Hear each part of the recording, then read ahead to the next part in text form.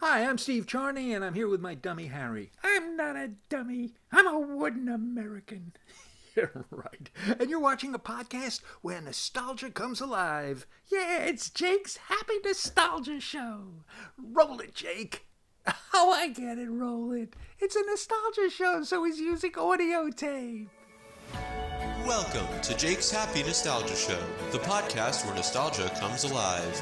Since July of 2021, Jake and his friends have interviewed professionals in the worlds of acting, directing, writing, puppeteering, and many more. Who will they be chatting with in this week's interview? Find out in this Jake's Happy Nostalgia Show episode. Hi everyone, welcome to this episode of Jake's Happy Nostalgia Show where nostalgia comes alive. I'm one of your co-hosts, Chris Bixby. And with me today is our host, Jake Deffinbaugh, and our other co-host, Matt Bingel. How are you guys? Good. Good, and he's got his pal Julius with him as well. Hi there. How you folks doing? Hey, Julius. Hello. Yes, and I'm doing good as well. Thank you for asking. Who we got? Our guest for today, she is a puppeteer who has also done a lot of production work as well. She's worked on projects such as Splash and Bubbles, the Addams Family movies. She's puppeteered on various stages and a whole bunch of other things that we're going to talk about. And here she is, Taylor Bibat. Taylor, how are you? Hi, everybody. Who's your friend there? Julius. Hi, Hello. Julius. Hi. Nice to meet You're you. cute. Thank you. Yes, and thanks to our good friend DJ Bob for helping set this one up. Yes. Good friend of Bob. ours. Yes, he's great. He's great. Yes, so to kick the interview off, we know who you are, but for those who don't, would you care to introduce yourself a little bit? Yeah, absolutely. To be honest, you guys, I listened to your podcast and this is the part I was most nervous about. Is the elevator pitch part. And the primary reason is because I do a lot of different things. So I don't know if you've heard the term multi-potentialite, but it's a term that a woman named Emily Wapnick coined that means essentially generalist or multipod or Renaissance person, someone who does a lot of different things. And I am a multi-potentialite or multi-hyphenate is another word. I usually focus in puppetry, not always, but I'm a producer, performer. I've started to use the term puppet specialist because it's not always that I'm puppeteering, but it's that I have the knowledge. I'm pretty, if you want to think of left and right brained, pretty split down the middle where I'm very creative, but I'm also really like to organize and facilitate other people's work. Yeah, so essentially creative storyteller in all different fashions and all different mediums. I've explored all over. Nice. Nice. So what was your background like and how did you grow up? So my background, I grew up in Chicago, yes, in the city. And I went to Catholic grade school and high school, and then went to Oberlin College, which is not Catholic, liberal arts school. And I studied theater there. I got into puppetry when I was in high school because I did a summer musical theater program at Chicago Academy for the Arts. And the next summer there was a puppet festival in the city, and they invited some of us who had participated in that to be part of this festival. And so I got to perform at the Chicago Cultural Center and at the Field Museum, and with a puppeteer named Bill Hubner, who is still, I reconnected with him 10 years after that. The name rings a bell, yeah. Yeah, he was in the company of Lion King. Oh, okay. And so he was the first exposure to puppetry. Then about 10 years later, I was performing in a puppet slam in New York, and I hear his name being called off the wait list. So I got to perform a solo show for the person who introduced me to puppetry, which was a really cool full circle moment. But yeah, I've always been interested in musical theater, starting at a young age. I knew most of the words to Les Miserables by the time I was 5. So that was wow. my first theater thing, and used to act out Wizard of Oz with my grandma. And then, so I've studied straight theater, musical theater, and object and physical theater.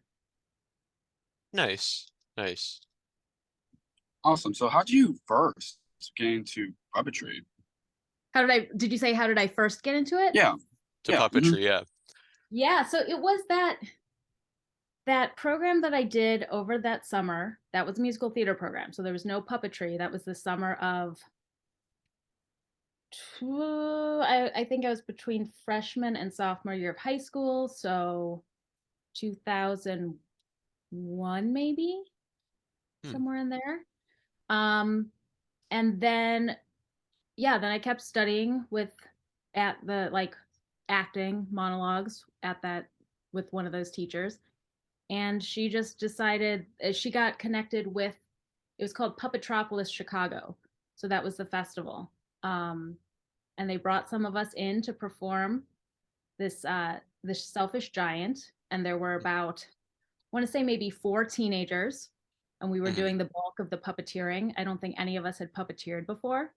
And then there were a bunch of little kids, so they made these little puppets, and we were like the leaders, and it was really a very empowering experience. And then also, when there's a festival, there's a lot of other work going on. Right. So we got to see, there was a Julie Taymor exhibit at the Field Museum, and a company that I ended up working with. After that, I saw the first show of theirs I'd seen, Red Moon Theater, which they did a show on the facade of the Museum of Contemporary Art. So it was like very big. Everybody right now, you can Google Museum of Contemporary Art Chicago, and they had a shadow puppet show that took up the whole entire facade, projecting from the inside. And I was just like, what is this puppetry thing? And now I work for the Chicago International Puppet Theater Festival, which is the largest puppet festival in North America, and started in 2015. But it's a really cool full circle sort of thing. It's not the same festival, but it is it's another Chicago puppet festival. Nice. Very cool. Very cool. You want to take this one? Yes, please. Go for it. So one of the places you got to puppeteer as well, speaking of Chicago, was the Lyric Opera of Chicago. What was that experience like? I did. That was incredible. I remember I feel like we went to see a show at the Lyric when I was a little kid. And I remember going backstage and seeing like these giant like fruits and vegetables and giant playing cards, all the props for the opera. And it was just something that was beyond my, I didn't realize that would be part of my experience in the future. So fast forward however many years, and I'm living in Los Angeles. And I have a friend named Sean Garrett, who lives in England and is from England, but he lived in Chicago for a period of time. And he mentioned that there were going to be auditions for Queen of Spades at the Lyric. And the company that was running the puppetry and who had created the puppetry for the show 20 years earlier was called Green Ginger. So I ended up doing from LA, from actually the Addams Family production office, doing an interview for this show, and ended up going back to Chicago, where I was from, and also I had moved to LA since then. So going back to my roots, getting to perform in this incredible venue, that listening to these folks singing, rehearsing, performing, it was out of this world for me. It was some of the most special performance time I've ever had. And just being part of a performance where you are doing the thing that you understand and that you are good at, but you are also listening and watching these super pros who have dedicated their lives to opera singing, which is just such an incredibly high art form. And they are looking at you saying, oh my gosh, you guys are amazing. The things that you do are amazing. and having that reciprocal respect was incredibly special. And the team that I was puppeteering with was just it was pure joy. Actually, that was the first union. My first union was AGMA, the what is it? Something Musicians Guild of America, which I never expected that would be true. And we closed on March 1st, 2020. And if you recall what happened a week or two later, I felt incredibly, like, doubly lucky to then have been able to spend that last time of like being around people with that team and in that space. It was a remarkable experience. I'm super grateful for it. Definitely. Now, you talked about this a bit at the beginning, but you performed on other Chicago stages as well, such as Pritzker Pavillion, the Field Museum, and more. Can you talk a bit about that? Yeah. So let's see, Pritzker Pavillion was, I can't remember any years anymore, but it was sometime back in probably late 2010s. And that is super cool. So the first like, I'd say bigger project that I worked on, I was not in it per se, was I understudied all the puppeteer dancer roles in the Snow Queen at Victory Gardens Theater. Oh, And nice. yeah, that was a really cool show. Frank Galati was the director, and he's a legendary director. He was a legendary director. But I also met Blair Thomas, who, spoiler alert, is now my boss at the Chicago International Puppet Theater Festival. But this was in 2007.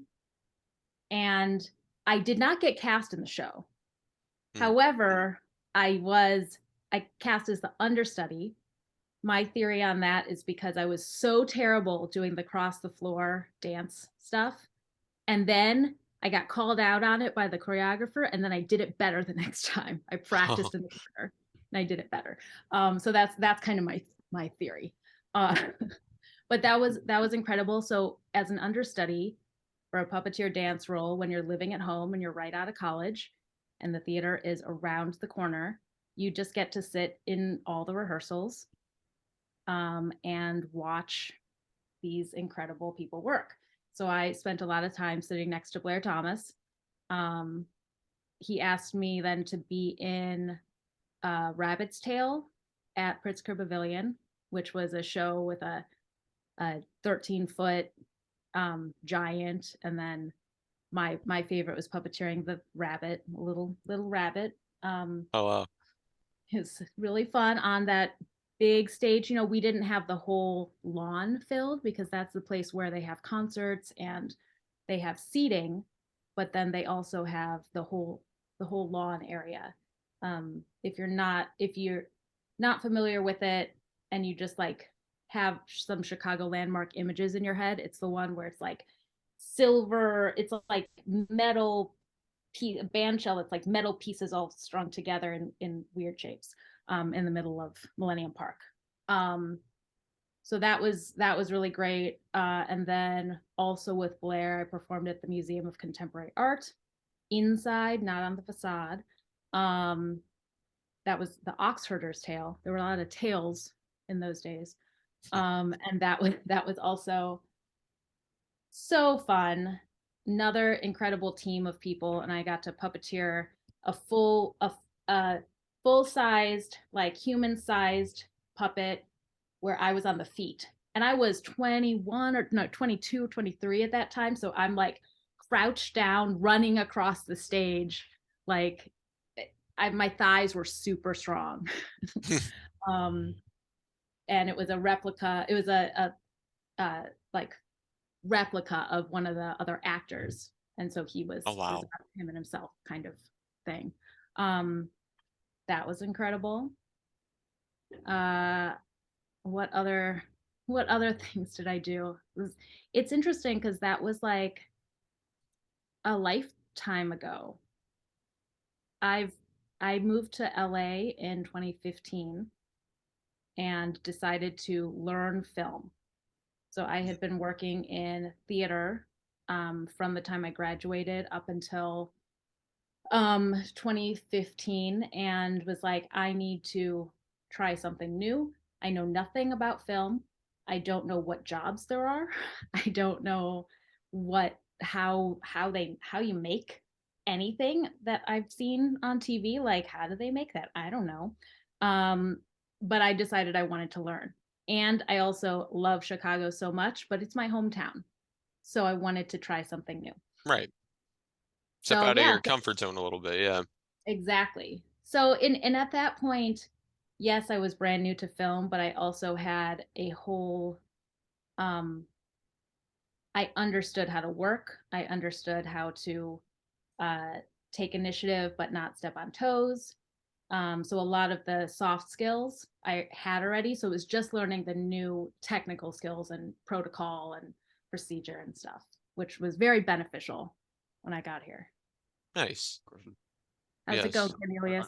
Yeah, Oh, okay. sorry. Going good. Going That's okay. good. Yeah, so you also puppeteered at the Andrew Bird concert as a 30-foot whale. What's it Yeah. like? What's it like performing with him? That was really wonderful. Do you guys know Andrew Bird's music? A little bit, yeah. Name sounds Um, familiar. yeah, Yeah, you should think look it so. up. He's really wonderful. He's a violinist and he's also an incredible whistler. Wow. Um, Ooh. I'm leaving space just in case I'm wrong on this and you can cut it out. Right. Of But I course. believe he was Walter's whistle in the Jason Segel Muppet movie. Wow. Oh wow, yeah. I'll have to. What? I'll Wow. have to look that up. Yeah, Fact that's check that or else delete it because I'm not sure. Okay. But that's like a good puppet connection. Wow. Yeah, so this whale, it didn't look like a whale. It was the shape of a whale. I don't believe it had eyes. It was just this giant, beautiful shape with a tail, and from the inside was being projected beautiful projections on the surface of the whale. This was by a company called Operatic in Chicago. And it was also emitting these whale sounds. So there were, I want to say for some reason, 11 is sticking in my head, 11 of us holding various parts of the whale, working together to go through the crowd. oh my. Like we parted the crowd and approached him on stage. And him and the whale were singing together between the whale sounds and his whistling and playing. And it was an incredibly magical moment. It was one of those times when you're like, this is I mean, this it's great art, but as a puppeteer, it's like this is an incredible use of puppetry, and it's also Mhm. a moment in which I feel so connected with the other people who are puppeteering this creature that is literally larger than larger than life, and Yeah. an incredible musician, and the crowd was just so on board. But I think when you're at a show like that and you see something unexpected like a puppet or a some sort of spectacle, it really takes you out of yourself and creates an experience that's really unique. So it was pretty incredible to be able to be part of that and have that experience myself, but also then give that experience to the other people who are going to see a music show. Now you talked a bit about this as well in the beginning, but you served as the festival and education coordinator at the Chicago International Puppet Theater Festival, and of course you worked at the Los Angeles Guild of Puppetry as well. What was it like working for those? Yeah, so I'm currently working both those jobs still. Nice. Nice. Yeah, I'll start with, since I've done a lot of Chicago talk, let's move it on over to LA. So yes, I've been on the board of the LA Guild of Puppetry. The years and the numbers are just not syncing with me today. So for X amount of years, I think it's been 3, all the years have been smushed together with the pandemic, so I Right. don't Yeah. know what they mean anymore. Makes sense. So I'm the vice president of yeah, I'm the vice president of that organization. Rachel Burson is the president, and she is incredible. She would actually be another great person to talk to. She Okay. is a fabricator and wrangler, and she works with the Muppets and with other organizations and companies. And she's the Awesome. president.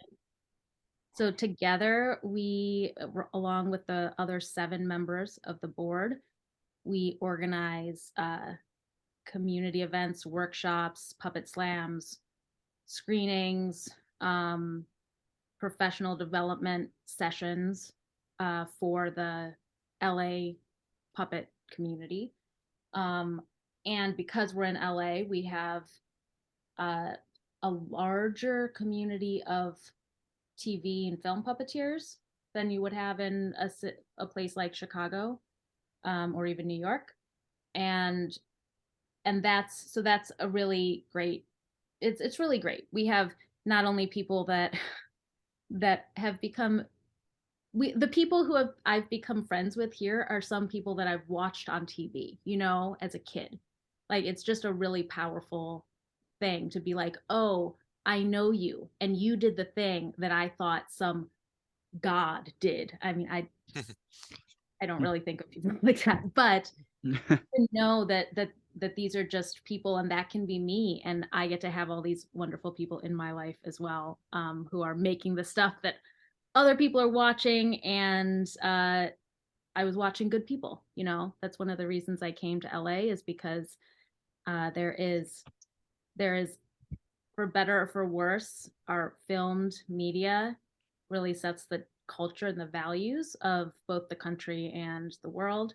And I really believe that I'm trying to put the most positive work out there in order to positively influence the values and the kindness and the authenticity of as many people as possible. Nice. Oh, okay. So I got Awesome. derailed. I derailed myself. Okay. So LA Guild of That's Puppetry. okay. So that's that. It's really great. During the pandemic, we got a lot of people from not just LA, because no one could be in person. So we now have members from Trinidad and Tobago and Ooh, wow. various countries. Oh, Ooh. Because anyone could join, and everyone needed Right. Yeah. community. Yeah. So that was really cool. So the festival, the Chicago Festival, that is, as I said before, I met Blair when I was just out of college. So now Right. getting to work for and with him is a really special thing. Our executive director is Sandy Girding, and so I work very closely with both of them as the festival and education coordinator. You may notice that I live in LA, but I work in Chicago, which is just an interesting post-pandemic situation that's really yeah. quite cool and interesting, that I think a lot of people find themselves in. And Blair and Sandy really, one thing is that it's very hard to bring international artists to the US. Visas are really challenging, and they're really expensive. So it takes a village to be able to have the resources to do something like that. And seeing international work is so important. So that's something that the festival is able to bring to the city of Chicago and to the US. And then also just supporting American puppet theater artists in making work that can be toured. We don't have as much support in the US for that kind of stuff as they do in France or Norway, for example, where they have a lot of government support. And so Blair is really trying to help and support artists. And just being part of that is super exciting. getting to do the workshops. I mean, I love coordinating the workshops. I also love taking the workshops. Like, it's just, we bring in some, because of the online aspect of many of our workshops, we can, anyone can take them from literally anywhere in the world. We have people who it's like, okay, it's 2 a.m. and they're taking a puppetry workshop because they live in some other country where it's 2 a.m. at 7 p.m. at Chicago time. So it's really exciting. And I get to see some of the best puppet theater work happening every year in January. Oh, nice. So, a puppetry project you worked on was the Dark Crystal Age of Resistance. Can you talk about it for work on that? Yeah, absolutely. I'm going to correct a little bit. I didn't work on the actual series. I got to work on the test that they did in Okay. LA. Ah. So they shot the series in England, but they did a test on the Henson lot in LA, and I was the second assistant director. And then I got to first AD for a short period of time. And it was in order to see how they wanted to how much mocap CG they wanted to put into the show. So please cut this part out. What are they called? It's escaping my mind. Not the Skeksis, not the Podlings, not the, do you know who I'm talking about? Like Names Kira and Gelfling. Okay. So in order to see how they were going to perform the Gelflings, the test that we did, the Gelflings were actually mocap. So if you watch the like behind the scenes, I don't know if it's a documentary type thing, they show a very small clip of this test that we did, where you have the Skeksis and they're practical, and then you have the Gelflings and they're CG, they're done in mocap. And they decided that they were going to do them all practically, all as puppets, physical puppets. But for them to be able to do that and see what it wasn't giving them what they wanted, and I love that. I think that series is just gorgeous, and the film is, of course. Definitely, yeah. I'm so grateful that they chose to have the physical puppets. Yeah, sure. Yeah, it was a really incredible experience because everyone was psyched.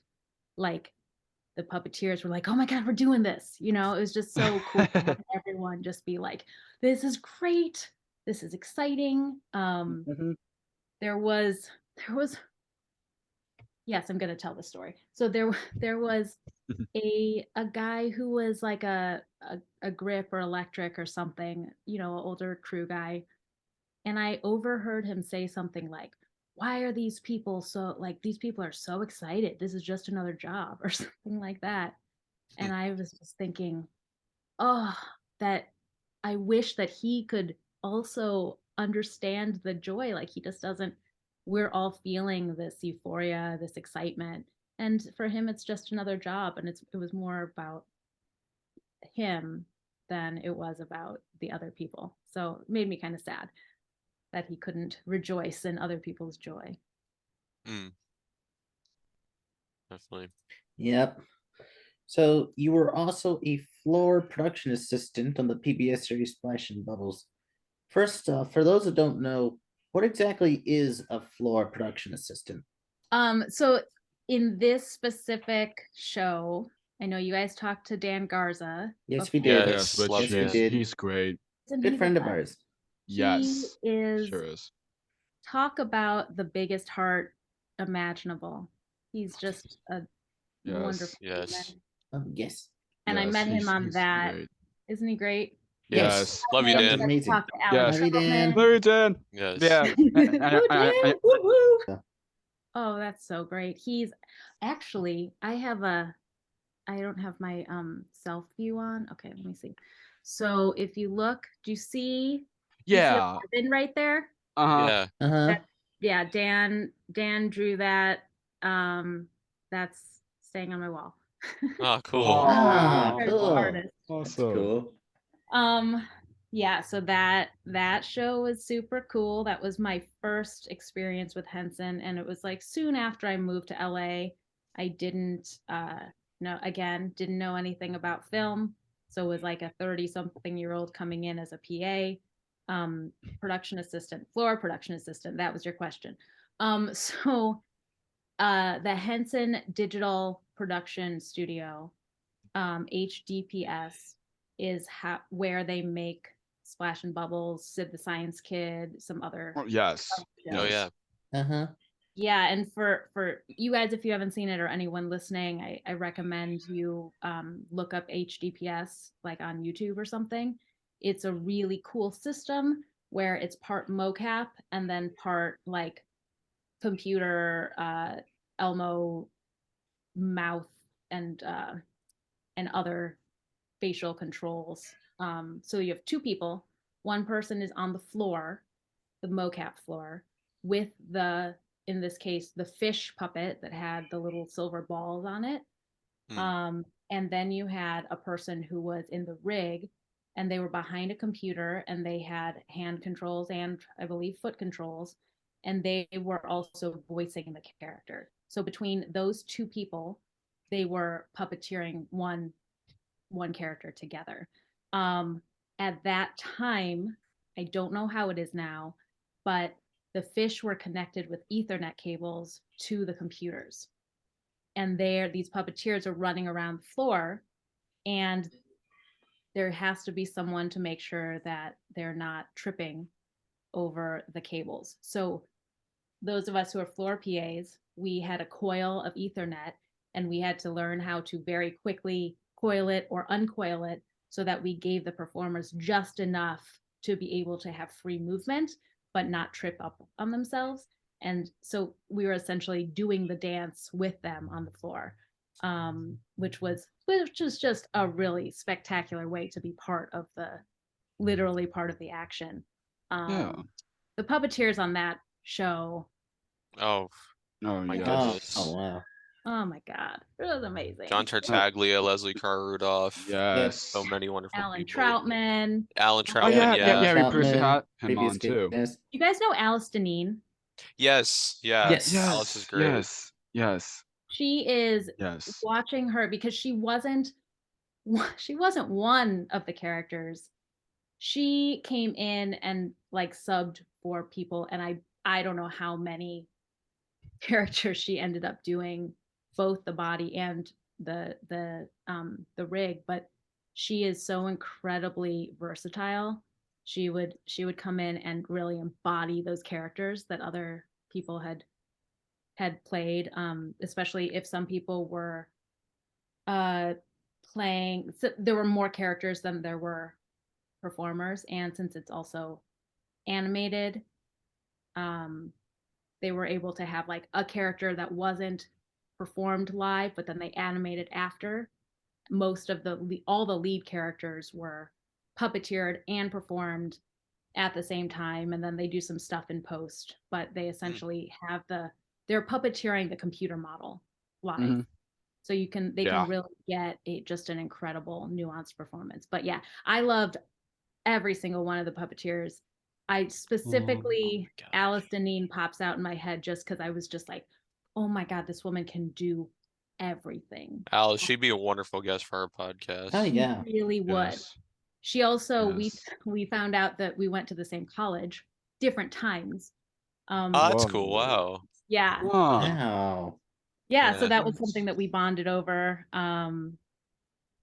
Yeah, it was a very, very good time.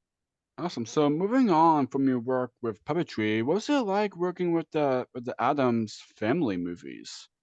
Addams Family was also awesome. That's such great IP. The original comics are just beautiful, and just have this such a unique flavor, you know. And I think a lot of people know the old TV show or the 90s movies or the current animated ones, but to go back and actually look at the source material is really wonderful.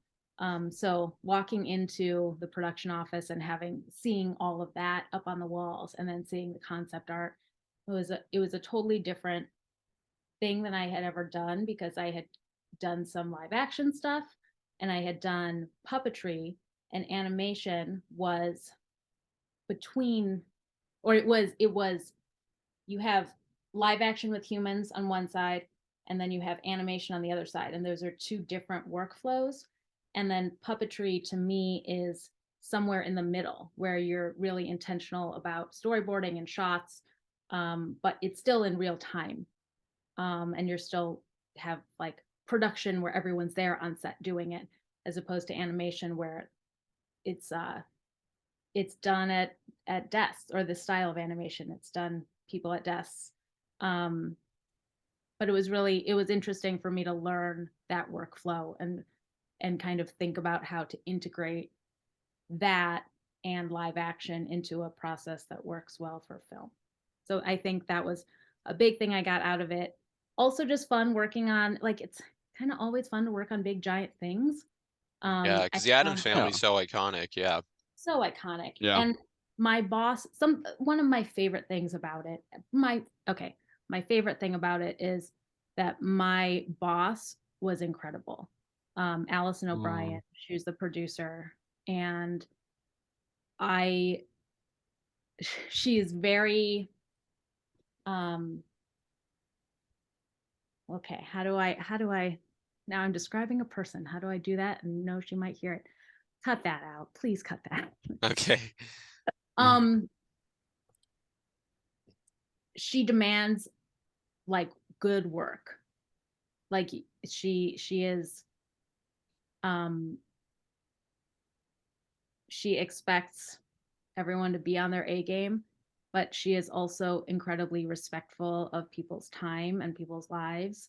And she was a really spectacular person for me to work with and work under, because I love like mentally collecting, especially female creative leaders, and looking at what things I want to not take. That sounds rude.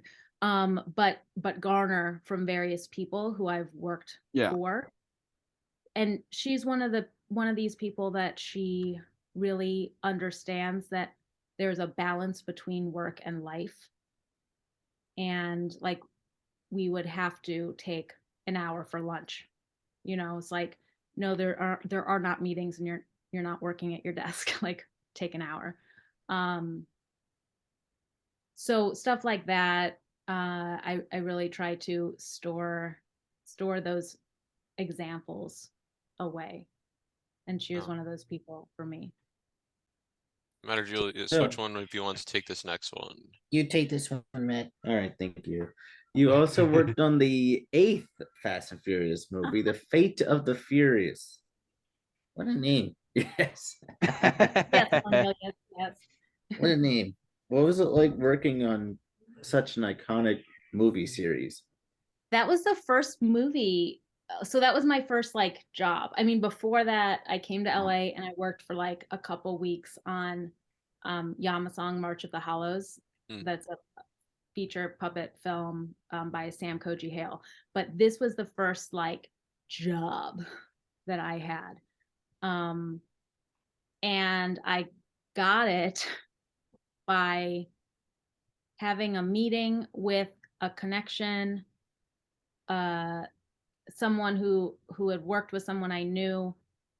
And I met with this person and I said, Chris Bryant, and I said, I don't know how film is done. I don't know what jobs there are in film. These are my strengths and this is what I've done in the past. And these are the things that I hope to do. What job am I looking for? And and I was really glad that I was like at a point in my understanding of myself that I wasn't ashamed of the stuff I didn't know, and I was proud of the stuff I did. So he said, okay, so you want to be a creative producer. That's what you're describing. I will train you if you would like. And so at our first training session, he was like, I actually can, like, I'm looking for a production assistant for pre-production in Fast 8. Are you interested? So I said, yes. Um, and that was my first like studio job. Driving the golf cart around the Universal lot was felt really good. Being able to get annoyed that, oh, the tram is in my way. Have you guys been to Universal? Like there's a No, but I tour. want to go. No, we No, want but to badly. though. gosh. We want to It's though. awesome. So I Yes. got to be that like annoyed PA, like, oh my gosh, the tram is in my way. I need to get back to the office. You know, it's just like it felt pretty magical. You know, working with these incredibly top level folks. I decided, I don't know if this was a great idea. I decided that I wasn't, they shot it, they're based in Atlanta when they shot. And pre-production was based here in LA. I did not go with them to Atlanta because I had just moved to LA and I would be working as a local in Atlanta. So I'd essentially be moving to Atlanta.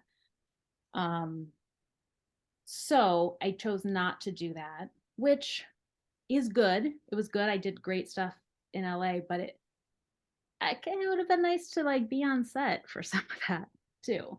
So instead, I was hired by the special effects department, innovation workshop, run by JD Schwalm, and I I overlapped with them a little bit. So I was before the bulk of the people went to Atlanta. I was in office with them, and they were prepping the cars and the effects and the explosions and all. Like, it was incredible being in rooms hearing them talk about, okay, so there's gonna be ice and then there's gonna be a car explode, da, da, da. Like, okay, cool, that sounds really awesome. And then once they went to Atlanta, I stayed in the shop.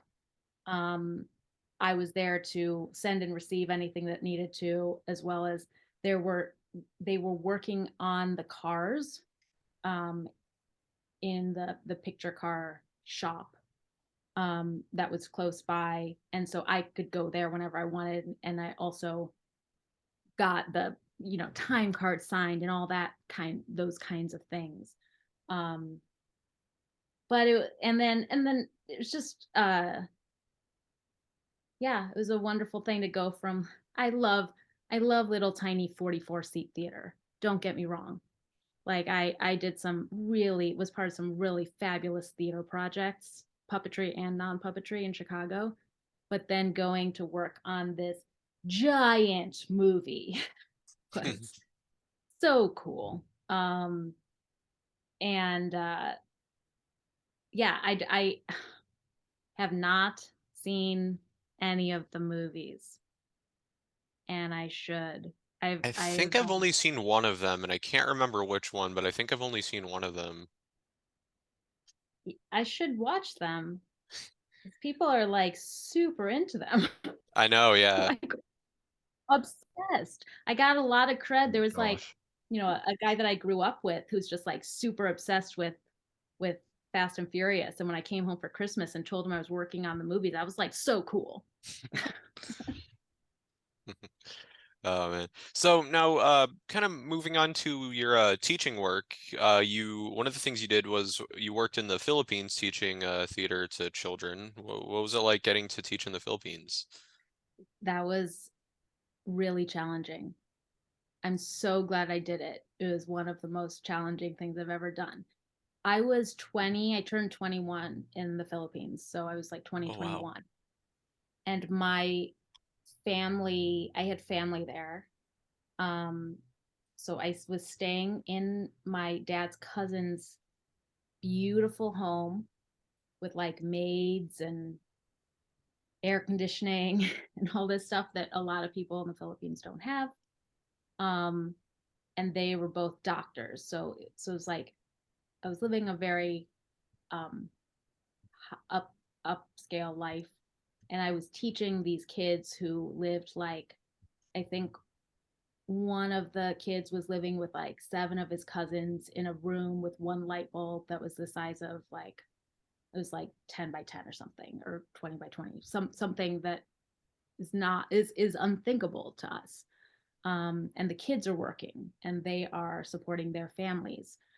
And so I was doing that during the day, and then at night going and living where there are maids, doing my laundry. And it was a really challenging mental situation for me, especially because I had never experienced anything like that. I was on a community service scholarship in school. And so we got a certain amount of money each summer to go and do a project. And so I saved the money and I did this project between my junior and senior year. And I went and I was teaching street kids theater. And I was like, this is great. I get to teach something I know and it's going to benefit them. And these kids are much more focused on surviving, making money, having enough food. These things that to us, are things that we take for granted. I mean, I can't speak for you, but for me, things that I take for granted. And many of them were not interested in learning theater games. Surprise, surprise. So that was it was a really challenging thing, but really also interesting to be able to think on my feet and figure out what they needed, and what they wanted and how to be Right. of the greatest service to them. And so what we ended up doing was, and also, oh, here's another thing. They many Filipinos learn English in school. These kids were not going to school, so they did not speak English, and I do not speak Tagalog. So that was a challenge as well. Yeah, exactly. It was really frustrating, and you just want to, especially people like us, I can tell that you guys are like me in this way where you want to connect with people, right? Right. And obviously speaking, you guys are connecting just by voice right now. um, is a really important thing, and it's so frustrating when you can't connect with people. And I was I don't want to say I was young, but I was younger than I am now. And so I was still, obviously it would be challenging now, but especially at that age, it was my first time away from home in that way. It was really scary. Even though I was with family, it was mostly family I had never met and didn't know. And I was being told I was going to be kidnapped. It's the kind of thing where like your family doesn't want anything to happen to you. So they're like, stay here, stay with me. So it's all these things happening at once. So what we ended up doing was, there were about 8 boys who kept coming every day. And we ended up making a like semi-improvised, so semi-scripted, semi-improvised little show that was about street kids and their relationship with the cops. And they wrote it, they structured it. I didn't know what they were saying, but I knew that they knew that the things had to happen that we had put in the script or in the story. And oh God, I'm so glad you guys asked about this. I just don't talk about this very often because it was a while ago. But I'm remembering back to the performance, and I take for granted that in rehearsal, you kind of rehearse like you're rehearsing a performance, right? But for people who don't have that experience and also have never seen a play before, maybe, don't even know what that is really. Yeah. The idea of running through something is totally foreign. So every time we tried to run through it, it would stop and something else would happen. And I was like, what happened to the play? Like, where did the actors go? So I'm freaking out because I'm also like have a very specific idea of what theater is at this point in my life. Um, Mm-hmm. when we finally got to the performance and they had their family members there and their community members there was an audience. They went through the whole thing. And then at the end, they were so elated. They all just ran backstage and I had forgotten to tell them what a curtain call was. Huh. So I went back and I said, and when they went backstage after the show, all of the little kids in the audience just got up and ran to the back to tell them how great they were. It was just incredible. And Oh, then wow. they came out Aw. and they bowed. And I've never felt anything like that. And at that point in my life, there was nothing even comparable to the feeling of seeing them have this appreciation in the way of applause. Like that feels good. Even if you've gotten applause a million times, it still feels good. But to have it for the first time, and I got to witness that, and to understand that that's a special thing, like through their eyes. Because for me, that was just you do a performance, you get applause, you feel good. And so it kind of defamiliarized that idea for me and got me to appreciate it. Yeah, that was a really, really special time. But it was Huh. challenging. I oh, did not like it necessarily, yeah, but it was rewarding. yeah, for sure. Thanks for asking about that. Of course. Yeah. Yeah, of course, yeah, Of course. Now absolutely. you also teach adults with cerebral palsy. Can you kind Yes. of go into detail about that? Yes, this is another thing that I haven't done in a while, you guys. Like, there are so many parts of my life that are so important and that I kind of have um I've pivoted. I've pivoted. I know that's like a kind of trendy but important thing to say right now, is I've pivoted into learning other things. And the hope is that once I can get proficient at filmmaking and these other production type things, I can bring these different worlds together, different parts of my life that I've loved. So part of that community service scholarship in college was I chose to work with at that point it was called, I don't know if it still is, it's called the Lorain County Board of Mental Retardation and Developmental Disabilities. And so that was like every county, I think, in Ohio had a board like that. But the nickname was the Murray Ridge Center. So I would work in the like day center there. And then they also had group homes, and there was one that was like basically right on campus. It was like next door to campus. And most students had no idea it was there. So one of the things that I did in addition to just doing my hours at the center was that I created a student organization that was called the Murray Ridge Oberlin College Alliance. So there would be a way for students um, and the residents to interact and have dances and just benefit from each other.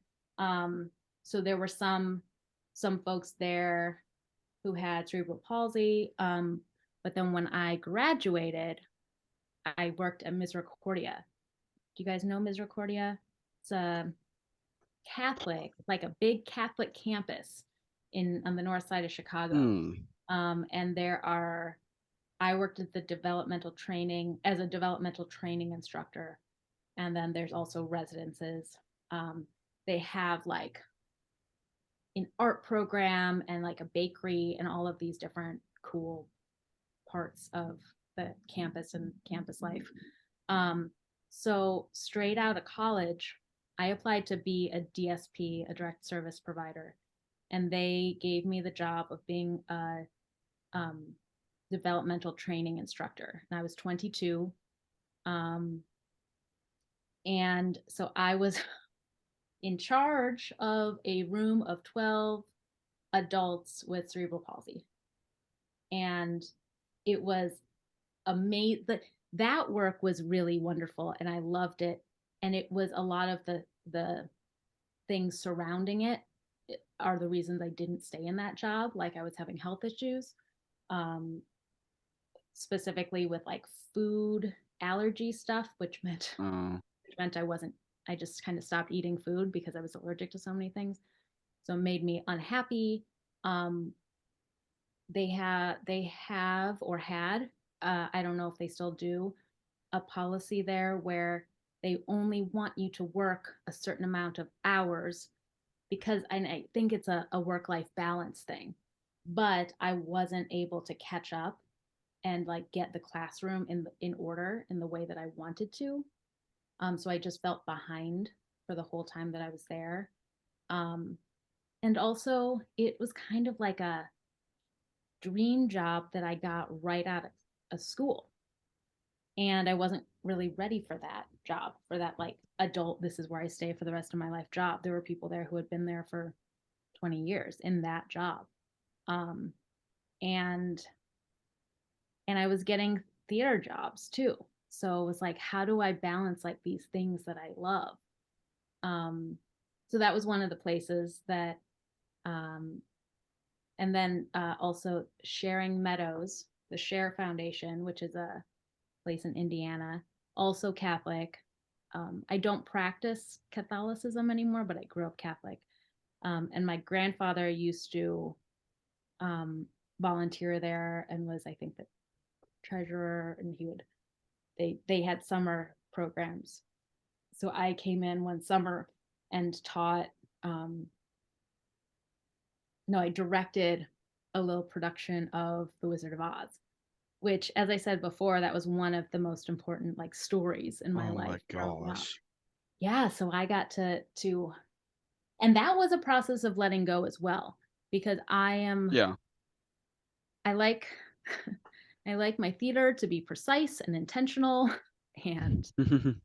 and working with people who are, there are different reasons to make art and to make stories.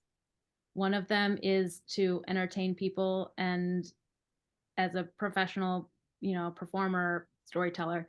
Another is to allow people to find different parts of them and have and use storytelling as a means for that, and for expression, and for like for self-esteem. um and it took me a little while between the street kids and the residents at Share, and working like in the arts and with populations of people that are not professional artists.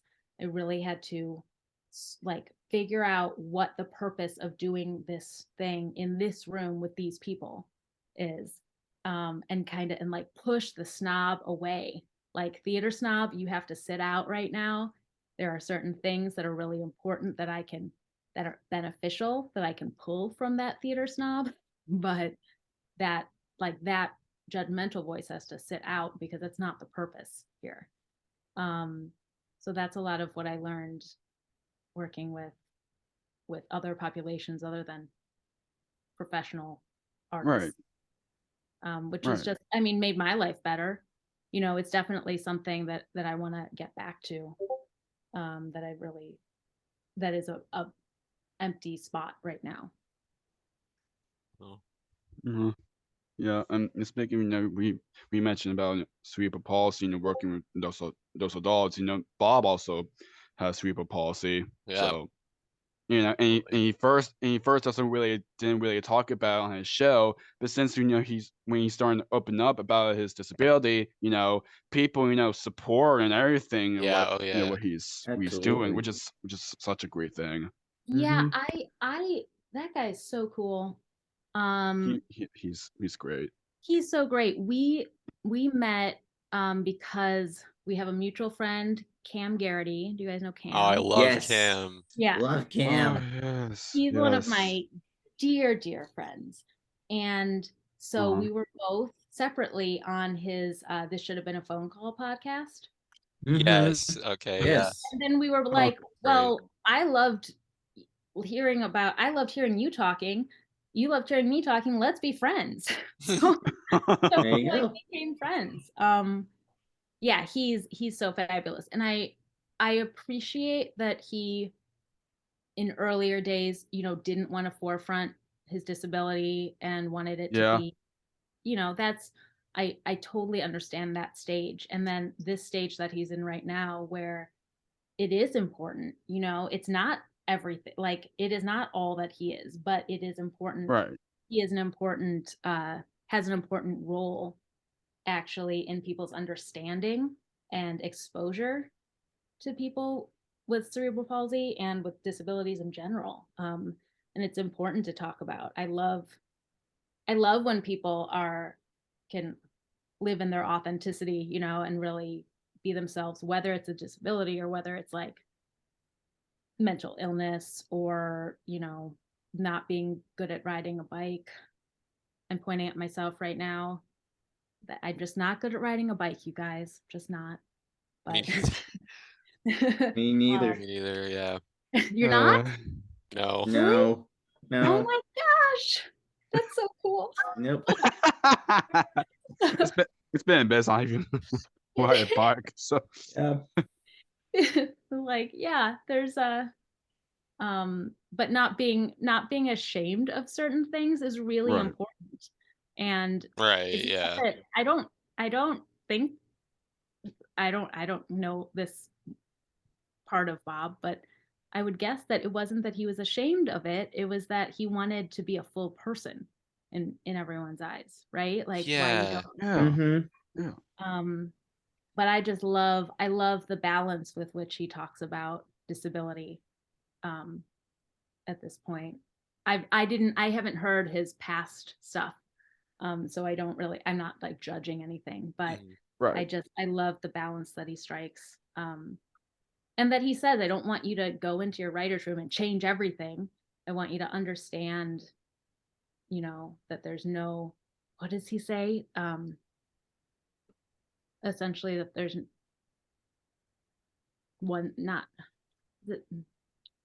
like no one size fits all, or not everything is, essentially there's nuance to everything, right? Mhm. Like not everyone with a Mhm. disability is the same. Not everyone, there is nuance everywhere. Right. Yeah. Definitely. And me and Matt also work for his show too. Mhm.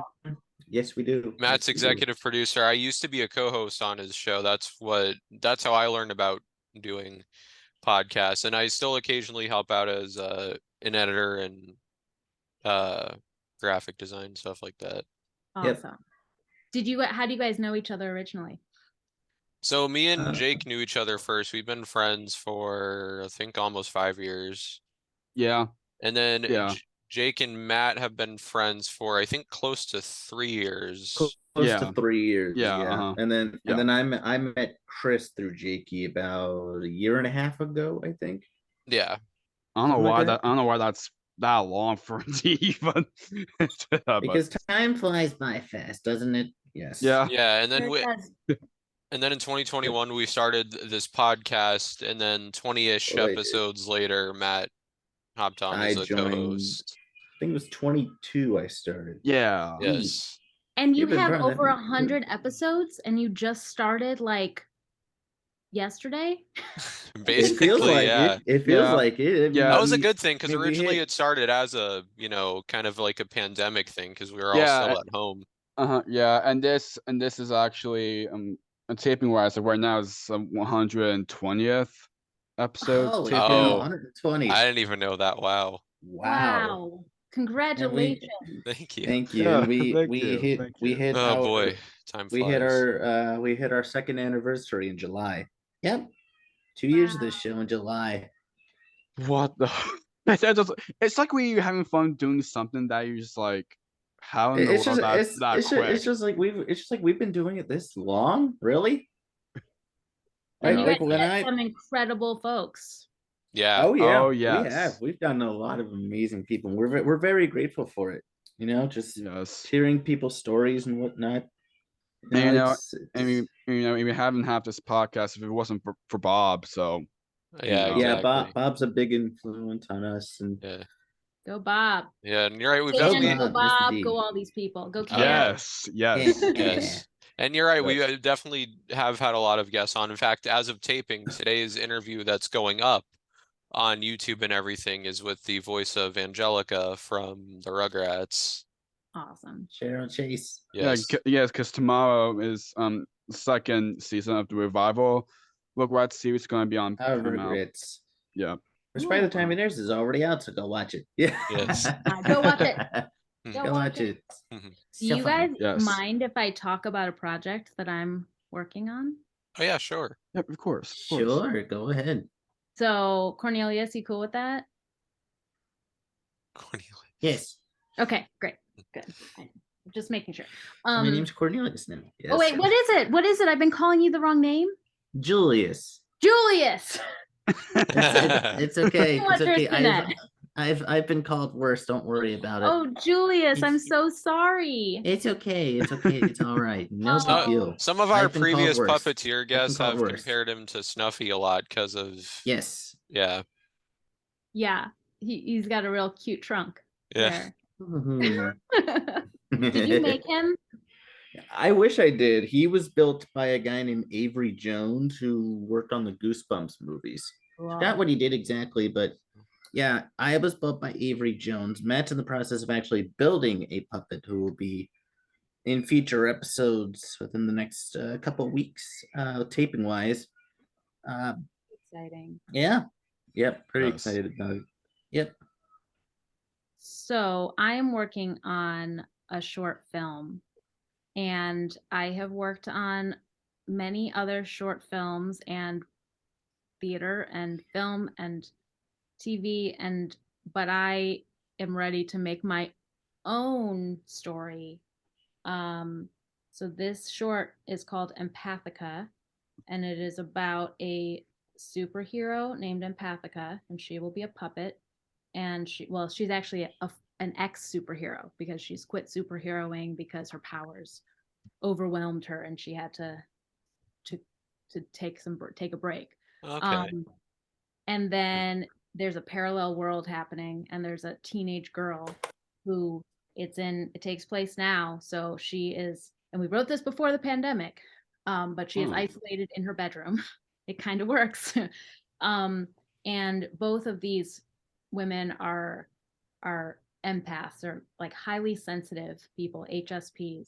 And so the world can be very overwhelming. They absorb other people's feelings, take it on as their own.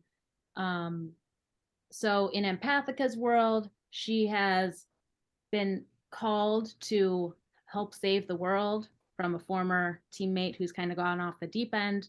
She's the only one that can help. She comes out of superhero retirement and she goes to try to help. And there is an explosion, and she is transported into the teenager's bedroom. And then they have a heart-to-heart moment, and then they go back into their separate worlds, changed, and with the new understanding of their empathy as a superpower rather than a burden. So that is the short film, and Dan Garza is a voice in that. Oh, nice. Nice. Cool. Awesome. I've got just incredible people working on it, and by the time this comes out, maybe I'll have a Seed and Spark crowdfunding campaign live. Wow. So that's a big project. Oh yeah. Got just incredible Imagine, people signed on to work on it. Rachel Burson, who I was talking about earlier, who's a fabricator and wrangler for Muppets. I mean, an incredible list. And if you go on my stuff right now, you can see all of the amazing people who are working on it. But we're gonna make a film this year, and I feel that it's really important. And I'm curious actually to talk to you guys, because I haven't been a teenager for a while now. And I'm realizing that things have changed since I was a teenager, and feeling, I don't know if you would consider yourselves like highly sensitive folks or empathic people, but there's a lot that's overwhelming right now. I feel like there's a lot of current events that are stressful, and the Right. idea of the pandemic and being in your bedroom by yourself. And I don't know what that's like with current technology. And I didn't realize that until a couple months ago. And I was like, I was never a teenager in my room with a cell phone and a computer. Like, and that's the character that we're writing. So I really, since the pandemic, we picked it up, wrote it before, picked it up again, I've really realized that this is a film for highly sensitive adolescents, and it's about adolescent mental health. So yeah, I'm really excited to get it out of my head and onto Yeah. a screen. Ah, Yeah, awesome. looking forward to that. Yeah. Yes, same here. Same here. Mhm. So you also teach swing dance. What's that like? Yeah, that was a past thing as well. I love that you guys are looking through my like random things list, right? I Yeah. that I have a hard time summarizing myself because I can highlight different parts of myself in for different reasons. Yeah, But that and random list, I just tried to put a bunch of stuff up yeah, there. and you sometimes like don't remember like you did because you did like Yeah. so many things. She's like, oh, I forgot that I did this. Yeah. Exactly. This is like such a wonderful little jaunt down memory lane. I want to get back out swing dancing because I wanted to couple years ago, but you know, we weren't allowed to touch people or be Yeah. in the same Yeah. room as people without, you know. So I want to get back into it, but um in college that was like my thing. Theater, the community service, and swing dancing. Like swing was so fun. It was my social group. We would go on to swing exchanges, they're called, and it would be like 24 hours of dancing over the course of a weekend. You would just be dancing constantly in various places in the country. You know, you have this like subculture where there's like these swing celebrities, you know. um, we would host like teaching workshops and stuff at the school. So I taught at Oberlin. We had a program, I'm sure they still have it, called the Experimental College, EXCO, and Hmm. you could get credit for taking these random classes taught by either other students or people in the town, or stuff like, okay, we're going to study the Beatles from 1957 to, you know, just Yeah, random right. things. So 19, swing dance. 1970 or something. Yeah. Yeah, yeah. Just like, yeah, I don't know what. um so I've got a sleeping kitty next to me. She's pawing. Aw. Um Uh-huh. so so I taught swing dancing, and we'd have a big gym just full of people. Like we always Oh had my god. staff it because the O Swing was the name of the club, and it was always a very highly sought after exco class. Um, so yeah, we would teach. There would be sometimes a team of 2 to 6 teachers, depending on the size, I think, and we'd be teaching this giant gym of students learning how to swing dance. Um, I loved dancing because it was super social, but in a structured way. So as far as some social, it kind of cut some social anxiety. Um, and is also just you have a vocabulary with another person that you've never met. Um, and you immediately have something that you both know how to communicate, to talk, or to like talk with your bodies through, and connect on. I loved following, um, because you have to really listen with your body, and Hmm. that is actually a skill that I think is incredibly applicable to puppetry, especially when you're doing multiple people on one puppet, because you are communicating and listening and being led and leading and having that back and forth in order to bring a puppet or a character to life with other people. Um, so understanding this like subtle movement and just being able to really quickly get on board, like have your body get on board with that without thinking, is a really useful skill to have. So yeah, that's I guess it's kind of still part of my life. You know, I actually love, because I can still follow. I haven't danced in a while, but I can still like get out there and follow. So I love like just going to a random dance and people being like, "Who is this person who knows how to dance?" And it's like, "Oh, I'm the special one." It's kind of nice to be the special one in the room every once in a while. It's Yeah. not a reason to not go out a lot, but it kind of feels Right. nice Right. to be the novelty. Yeah, Yeah. definitely. Yeah, and you're also teaching creative writing in Chicago public schools. Yeah, I did that for some years. The company was called Barrel of Monkeys. It is now called Playmakers Laboratory Theater. Hmm. And yeah, we went into Chicago public schools. We taught creative writing. No ideas are bad idea. Oh, oh my gosh, I haven't done it in a while. What was the tagline? Like, no ideas are bad ideas, something like that. I hope you cut this out too. I'm sorry, I'm giving you more editing work to do. It's okay. It's fine. It's fine. It happens. So we would go into the Chicago public schools and teach kids.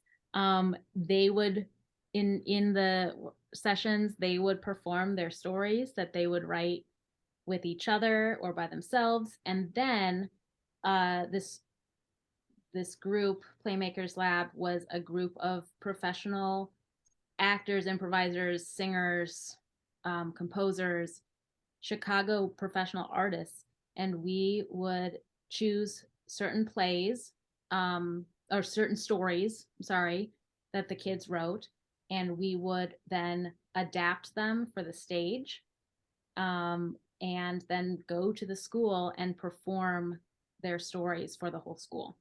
So they got to see their stories performed by professional actors and performers. Some of them were made into little musicals. It was so wonderful because kids' stories don't have the same filters that adult stories have. And so you would have things that were creative in a different way than adults are creative. It was just such a joy to then support their work.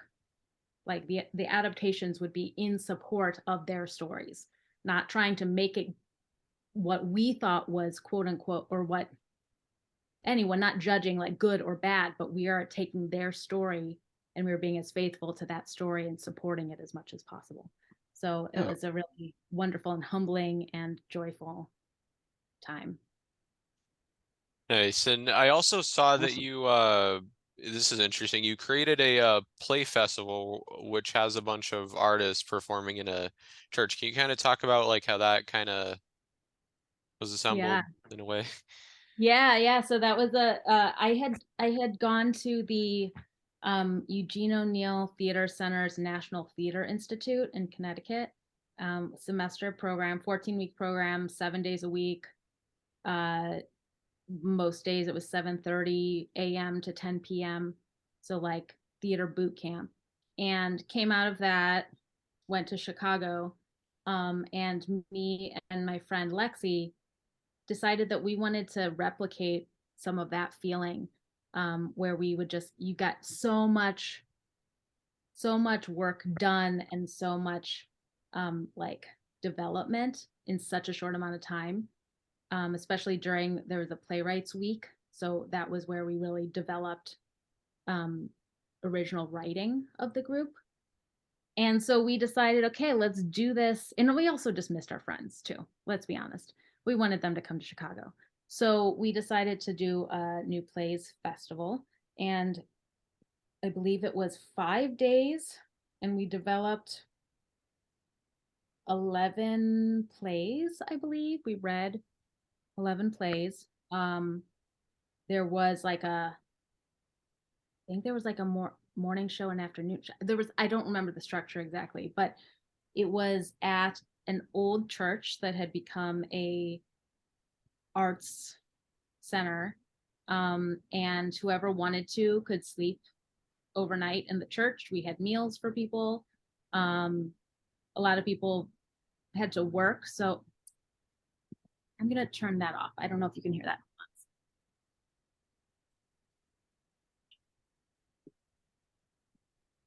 So some people had to work, so they weren't able to sleep over. But it was such an incredible community event. Not to mention, there was such great work done as well. There was another that happened in, I want to say 2008 or something. And then years later, I did a project in that same church. So I think that Element New Play Festival was the first big project in that church. And then it got sold. And the last project was also a project that I did. So I got to bookend that space really nicely. And we did a promenade production of Shakespeare's Winter's Tale. Okay, cool. And it was probably kind of nonsensical to an audience, but there were 6 different directors with 6 different performance teams, and they all had specific kind of creative specialties. So there was a dance section. There was I directed one of the sections as well as leading the whole thing. We had like circus aerial in ours, and each act was performed by a different group, and the audience walked through this church, just seeing who knows. You never knew what was going to come next. It was a little bit of a hot mess, but I'm going to lean on the hot part. I think it was pretty cool. But a lot of people from both those projects stayed friends and stayed connected. So having those big projects with a lot of people, like for a lot of people, was like the basis of future collaborations, friendships, and relationships, which is just like, mwah, I love that. That's awesome. Now, quickly, because I thought this was interesting too, going back to puppetry a little bit, you also made a replica of yourself. I think that's really cool.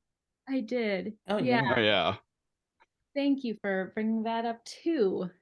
of course. So a friend of mine who I went to school with, his name is Matt Ozawa, an incredible opera director, theater director as well, but he focuses in opera, specifically opera as far as theater goes. And he had a company called Mozawa that was based in Chicago, and it was a bunch of different art forms. And he had a gallery and performance called Y Portraits. And so this was right before I moved to LA, and I've always really loved the idea of patchwork, kind of just as a way of being and working as well, like a bunch of things put together in an interesting way. So like, how do you build a different thing from pieces of other things? So I decided to make a full-size puppet of myself, with the skin being a patchwork of various t-shirts from like then to the beginning of my life. So like, all those t-shirts you get for like a sports team or a vacation, and they don't fit you anymore and they've got pit stains, but you don't really want to throw them away. So I had kept all of those. And so I made a quilt, kind of a quilt of that. I made like a duct tape dummy of myself. So made the shape of myself, put the skin on the duct tape dummy and segmented it. It was made to be in an art gallery, so it wasn't made to puppeteer like in a performance. So it was hung from the head onto like a PVC stand, and there was a sign that said, I think it said like, please touch. And there were instructions on how to puppeteer me. And so you could move the feet, you could move the head, you could move the arms. Some people did, I think at one point we let them take it off the stand and puppeteer it and walk it around. Oh wow. But for me, that was it. I was trying to think of what is my portrait? What is like, and I don't think it's not a drawing, like drawing and painting is not my medium. Puppetry is my medium and teaching is my medium. So I'm going to create a puppet made of different parts of my life. And I'm going to have the point of it being instruction on how to interact with it. So that was my contribution. And I still have I live in LA now, and for a while it was like at my parents' house and sitting creepily in a chair in the corner. So I disassembled it. So I still have the skin. And I want to make it again, but I want to make it so it's able to be performed just by me. So that's a future project. And another really special thing about it is that my grandmother taught me how to sew. And so at that point, she and my grandfather were still alive. So they came to that. They came to all my stuff growing up. But I'm so glad that she got to see that, because it was directly a project that I was like so proud that I was getting to make, like to show her that I could really apply those skills that I had learned in a creative way. So yeah, that was a really special project. I hope it's not dead. I will say no good pictures of it, which is because there's one, but the hand is backwards. It just bugs the hell out of me. So if you look at the website, like the hand is backwards, and I'm just like, oh, why didn't I like really make a point of taking good pictures of it? But she'll live again. Taylor 2. Yes. We call her Taylor 2. Yeah. Taylor 2. I like it. So you've also performed briefly. You also performed with a production managing a multi-million-dollar murder mystery theater company. Yeah. Ooh, intriguing. Yeah. The murder mystery company. Yeah. Yes. That was a fun job. As a performer, we got to go to, I performed these shows for a public. Dustin Diamond, do you know who Dustin Diamond is? He was Screech on. Oh yeah. Yeah. I had to perform a public show, and he was in the audience for that. I've been a bride at a wedding. Someone had us do their wedding, and I was playing the bride in the show. Just all of these random places I've done, like around Illinois, but then also other places, performing a murder mystery dinner theater thing. And I don't think when he created that company that it was as popular. I think it's fairly popular now. I think there are a lot of companies that do it. But this one has been around a long time. And the best part of it is that most of the characters are played by audience members. So they're getting to perform, getting to interact with people, and also enabling people to play and to like come out of themselves. Adult play is super duper important and really fun. And like, I don't know why we grow out of playing. Like, it's just stupid to me. So getting to like play with people who are that's not what they do for a living. It's not in their comfort zone, but it becomes something that they are excited about, was super duper fun. And so then I did other jobs with that company as well. I was the assistant director of the Chicago troupe. There are troupes all over the country. And then there was a photographer at each show too, so you could take pictures and buy your pictures. So I did that a little bit, and then was also the production manager for a time. And that was a new job when I started there. And so one of the things that we were trying to do was create some like tangible standard for all of the troops. Once you have one troop, you can like kind of create the process and the structure, and then you get two and you have to do more work to get it to be the same quality and the same procedure. And once you have like 13 troops, there's got to be some really real attention paid to creating systems for that. So that was what I worked on for that. That was really cool. I I had a really good time working on the handbook. I like creating systems and I like organizing and making people's jobs as easy as possible. Like they shouldn't have to worry about how to recreate this wheel, you know. They should have the wheel. This is the wheel we're using, and then we get to play within that. Um, so that was a cool thing to be part of, like first a localized troupe and then the whole group as a whole, and got to do a little traveling and like training directors and in different cities and stuff too. So Awesome. yeah, it was fun. I did some of that when I moved to LA as well. I joined up with this Wow. troupe here. Cool. Awesome. Awesome. Nice. So overall, what would you say you've taken or learned the most from working on puppetry and production?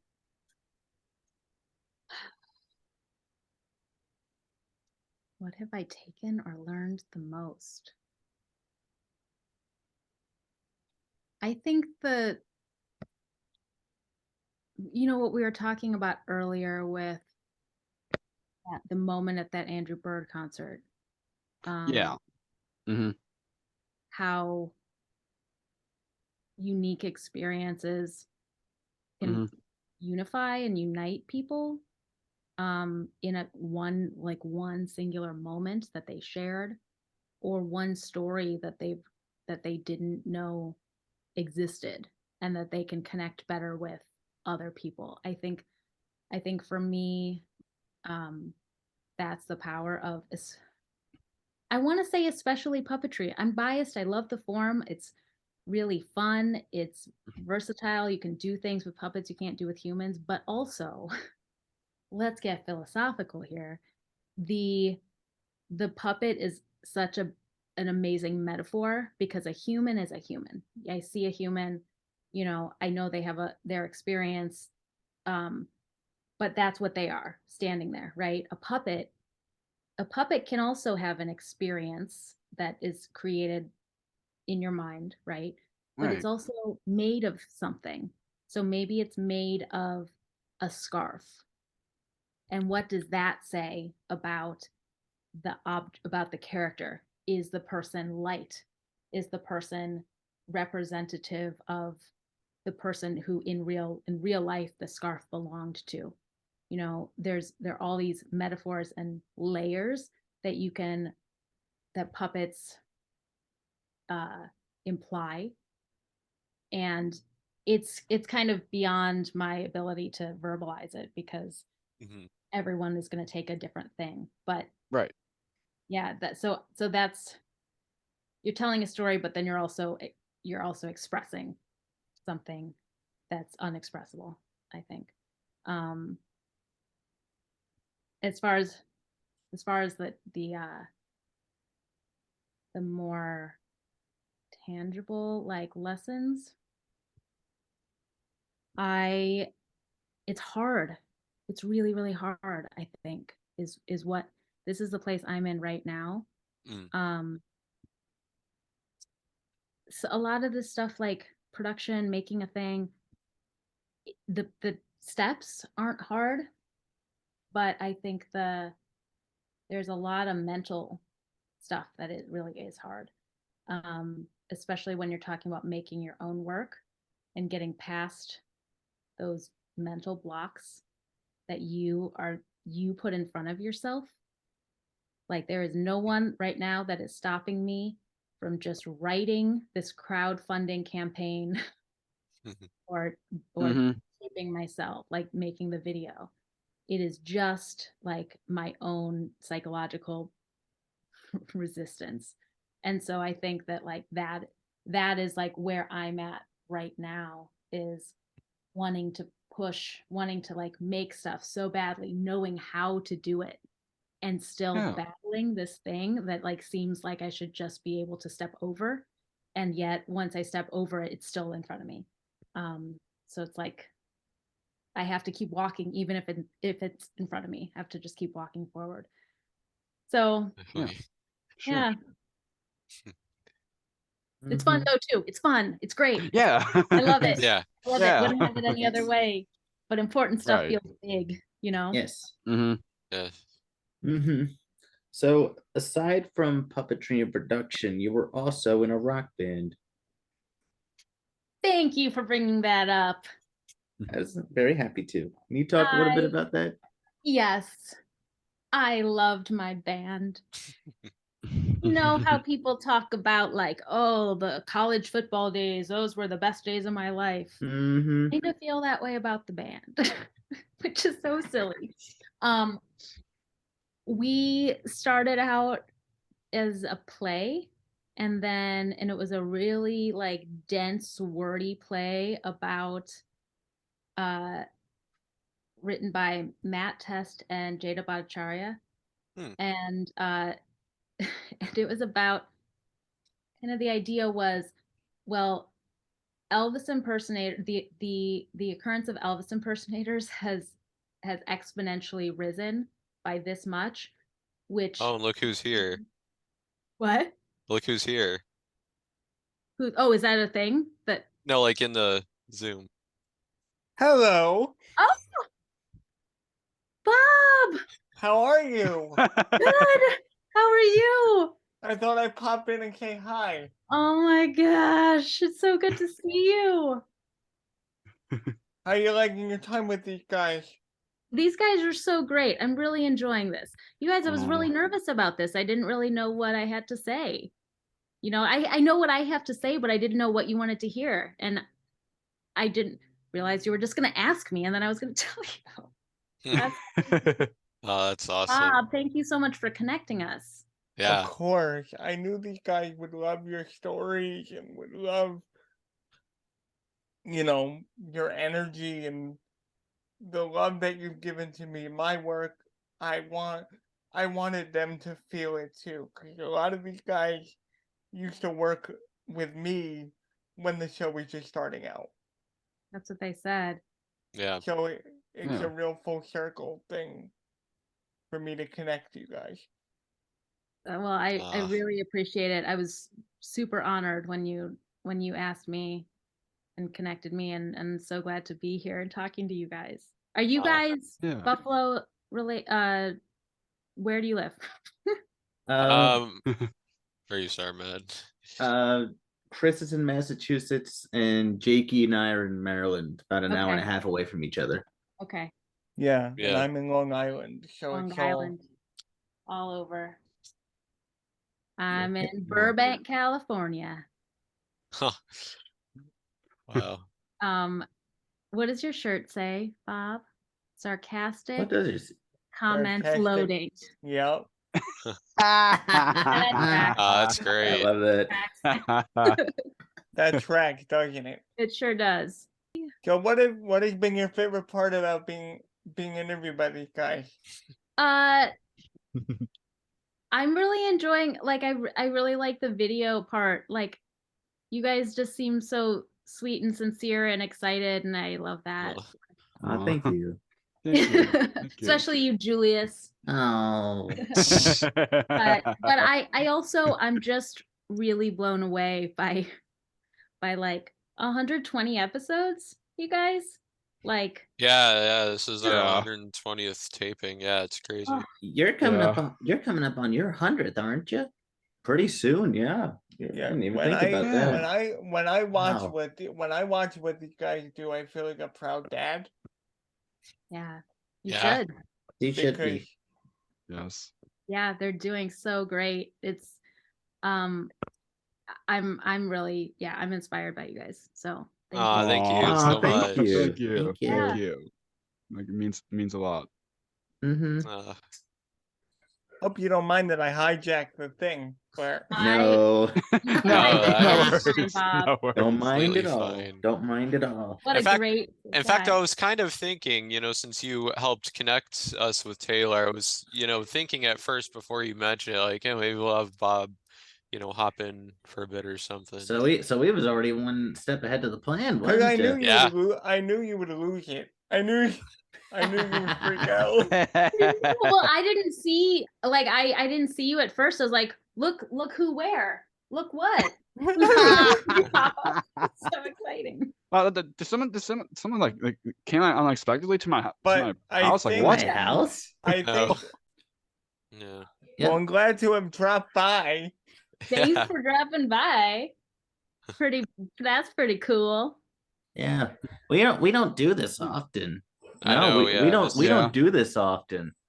I know we had done it a couple of times before. I know Bob, you had done one before. Yeah. Yeah, For Bob Um, popped in on another interview mhm. previously, and then Pat Giles. and that's then what it that's what it was. and then recently yeah. he actually did like the full interview with us because Matt was 'Cause couldn't do it. I for couldn't do it. personal matter. So Personal anytime matter. I could, Bob. anytime I could help, I just drop in. Yep. Yep. There you go. Yep. the And proud- Sure. The proud Papa substitute host. yes, indeed. Yes. Yes. And he did wonderful substituting for me as well. I Oh will my say. gosh. Yes. This isn't Yes. surprising considering someone who's done this for almost 13 years. Mm. No. I know. No. Really is amazing though. Yep. I think we're making Yeah. each other feel old now. I know. Well, we won't talk about that. No. Older than I look. No. No, we won't. Yeah. Yeah. Well, Bob, thank you for hopping in, and we'll Yes. call after this. Yeah, we'll All call right, after. sounds good. Yep. Yeah. Bye, guys. Bye. All right, bye, Bob. See you, DJ Bob. Bob See you Runkel, soon. ladies and gentlemen. Yes. Yes. Woo. Yay, Bob. Yay, Bob. Bob, yay, Bob, Yay, Bob. Yay, Bob. Yay, Bob. As we said, we don't normally do that. We've done it a couple times before. I know recently we've done it with Carmen Osber. We surprised her Yeah. with Tara, who Oh, was one of the Schaefer, human yeah. from Sesame Street. Go back and watch that episode, folks, if you haven't. Yes. It's wonderful. Please I mean, do. it hasn't aired yet as of the time of taping, but it will by the time this airs. Yeah. So go watch it after this one. Yeah. Yes. Yeah. Any of sure. the other ones we have. Yeah, another year. Oh, Yeah. dang it. Yeah. Yay. How many Yay, years did I Julius. have? A lot. Where were we? I know, yeah. I know we've got a few. We're at the biggest challenges. What was it? Oh, Oh. Was there? Oh, oh. Oh, we were talking about you being in a rock band. Oh, rock yeah. band. That's right. That's Okay, right. so if the amount of Elvis impersonators is growing exponentially, then by Yeah. X year, 99% of people will be Elvis impersonators. That was the premise, essentially. Sounds about right. Yeah, sounds about right, Yeah. right? Mm-hmm. So we were all like the Elvis bride, Elvis da. Someone afterwards said there was music in it. Someone said, "You guys gonna start a band?" And Matt said, "Yeah, maybe we will." And so we started a band, and it started with the music from the play Elvis Bride, and we called ourselves Elvis Bride. One word, no space, capital E, Right. capital B.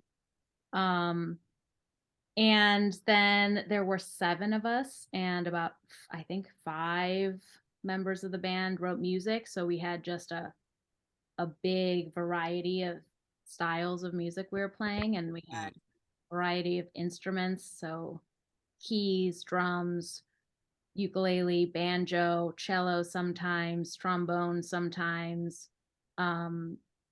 It was a very interesting sounding band. No guitar. We had no guitar. That was a choice. And then just a lot of voices. And it was so fun. I've done a lot of different kinds of performing in my life, and performing with a band in front of people is so enriched. Like, just I Yeah. can't even describe it. It was so great. Like going into the green room at the double door and having like a fridge of beer, like that's for the band. We're the band. Yeah. know? Just like so it was so great. And it also just wasn't general kind of music that you'll hear. We do have an album. Our our album release party was also our last show. So it took us like 5 years to come out with an album, and then we were done. So um it's yeah, if you look up Elvis Bride on Spotify, you can listen. Huh. Wow. Nice. It's so fun. It was just like I got to be a rock star, and I hope I get to again. Yeah. Definitely. Awesome. Yeah. Definitely. So, Matt or Julius, which one of you want to take this one? Can I take it? Sure. Yay, So, Julius. so working in puppetry and production, what would you say are some of the biggest challenges that you faced? Well, what I was talking about before, I guess I should have saved that for this, is right now I'm at the point where I've got to make my own work, and like just the internal pushing against the internal resistance is really challenging. Mm-hmm. Like I'm pretty good at setting goals and then working on a timeline to achieve those goals, but when it comes to psychological obstacles, that's a whole different beast. Mm-hmm. Right. And it's really easy to be like, okay, I don't want to do that right now, and then a month later you still haven't done it, and the reason is Mm-hmm. because there's an element of fear inside you that is just procrastinating. It's coming out. Yep. So I Mm-hmm. think that's to me the biggest challenge for me right now. I'm pretty good at like meeting people and working on cool stuff, and of course it's not an easy path. Like if you want to be a Right. doctor, like be a doctor, like don't go into puppetry, if that's where your heart is. But it's also doable. Like there's a lot of really really cool things that you can do for a job, Oh, sure. and that's your living. I've always been of the opinion that I want to do. Some people want to separate their passions from their job, and that's an important thing for them in order to keep loving their passions and not have it like watered down or diffused by their work. And I've never felt that way. I've always wanted it to be them to be together. I've wanted for it's all life to me. So I Right. just want as much joy in life as I can get, and that means infusing those things together. And it's possible. It's just a lot of fortitude and a lot of the difference. There is no path laid out as well. That's a challenge. Um, you don't like once you graduate, if you go to college or whatever. Once I graduated from college, I was like, okay, what's next? And in the arts, there's not really a prescribed path. Like you don't go to like law school and then you become a paralegal and then you become I don't know what the path for a lawyer is. I have no idea. I'm making this up, but I feel like there's more of a path in some careers. Whereas here you got to be okay creating, like laying the Right. bricks down Right. before you walk on them. Definitely. Yeah. So, now what piece of advice would you give to anyone who wants to work in those fields? I would say face those mental obstacles head on and understand that they're there. It can be scary to walk onto if you're doing like film, always to me walking into a new show is always scary, and a lot of times you're moving from job to job and you're meeting new people every week. Let's say if you're doing commercials or music videos or something like that, that fear is always going to be there. It doesn't mean you don't go to those jobs, and I think that prevents some people. So just like that fear is going to be there, and you step up to it. And sometimes we don't even realize why we're avoiding something or why we're not doing something. And so being as aware as possible of the whys, like what is standing in your way. Definitely. Yeah. So turn the tables. What's the best piece of advice that you've received? I do have a lot of advice that I've gotten from people that was like direct advice from someone to me, from a mentor. But I think this is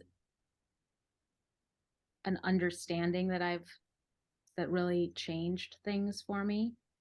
And it wasn't a person I know. It was, I referred to her earlier, Emily Wapnick. And it was a TED talk that she gave. And I watched it like during lunch or something on set of Yamasong March of the Hollows. And I was sitting there, like I had tears going down my face, because what she was saying is that I always felt like I was broken because I didn't have a specialty. I didn't have one thing I was good at. And what she was saying was generalists are the glue that like holds everything together and also propels it forward. And so if you have an understanding of multiple areas, not just one, which is great. Specialists are incredible, and I feel like we're often taught that you have to choose one thing and you have to be good at that thing. Mm-hmm. And for the first time that I really understood, I was being told that I was really valuable because I wasn't that, because I was a generalist. I could see multiple areas, see the links between them, fill in the holes, like dot the I's, and see what needed to change, how we could move ahead, which specialists are incredible and they're able to do that within their field. But I felt valued. And so it really cherishing that part of myself was advice that I really took to heart and was able to like march forward rather than kind of hiding in the shadows, being like, I'm not fully developed yet. Right. I'll find it someday, but I just don't know what it is yet. I'm never going to find it because it's not there, because my specialty is being a generalist, is being a multi-potentialite. So there we go. There, Emily Wapnick, thank you very much. Listen to her TED talk if you are a Renaissance person. Definitely. So now this is an interesting question. What would you like to say to those who have supported the projects you've worked on over the years? What would I like to say? What would you like to say to those who have supported the projects you've worked on over the Supported years? the projects I've worked on. Oh, thank you for believing in me. I've been so lucky to have so many people in my life who have genuinely wanted me to succeed. Like you hear there are people out there who like they're more competitive. They want to hold people down rather than help people get ahead. I have just come across so many people who lifted me up. And that has given me the strength to lift other people up. And that's what I want to be successful so that I can help everyone also climb up together. So I would just say, like, thank you for letting me see through myself through your eyes. I was texting with Cam last night and telling him that I was like feeling imposter syndrome, and I didn't know like what I was feeling imposter syndrome. Like it's just a very present thing.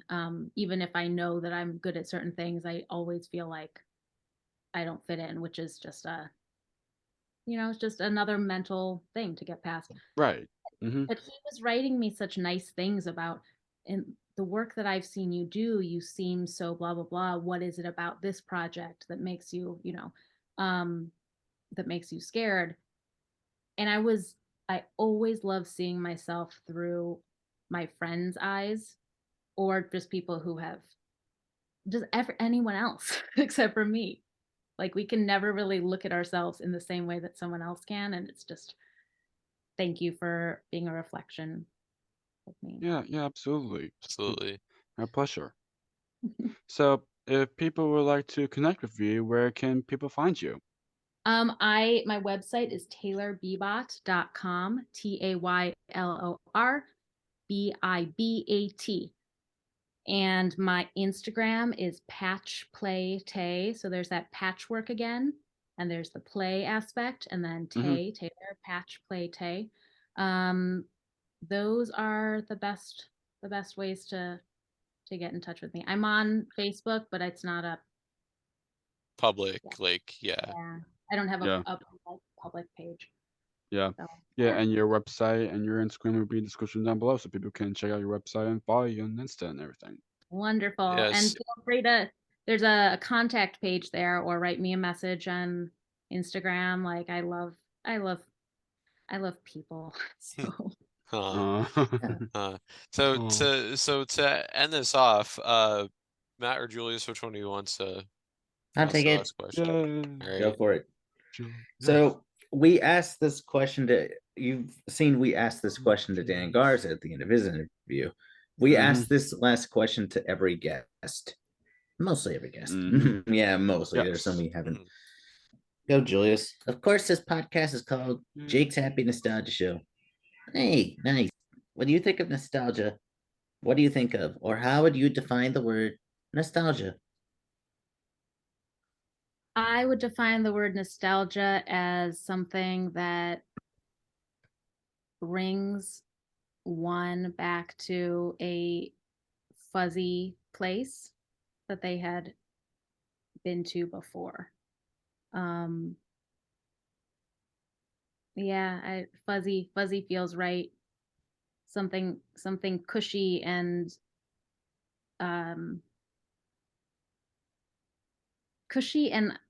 idyllic and grounded in something in the past, but you can't really put your finger on what it is. Awesome. Well, Taylor, thank you so much for taking the time to do this. Yes, thank you so much. so And fun. Thank you. Yes, and thank you so Absolutely. much for doing this, and and thank you for what you've done to be a part of our lives, and keep up your great work, and see what's next for you. Absolutely. Yes, absolutely. Of Let's keep in touch. Yes, Absolutely. for sure. Yes. Absolutely. Sure. Yes, Yeah. I know you already follow both me and Matt on Insta, so Yeah, me too. Yeah. yeah. Hey. Yes. Yeah. Yes. Well, to all of our viewers and listeners, thanks for tuning in to another episode of Jake's Happy Nostalgia Show. We've absolutely enjoyed our time with Taylor Bibat. Yes, thank you again, Again, Taylor. yes. It's been a blast. Yes, and remember to keep nostalgia alive, everyone. Take care. See you, anyone. See you next time. Bye-bye. Bye. Bye. Thank you for tuning in to another wonderful Jake's Happy Nostalgia Show interview. Be sure to follow Jake and the crew on social media and stream the show wherever you find your favorite podcasts. And as always, remember to keep nostalgia alive. Bye-bye.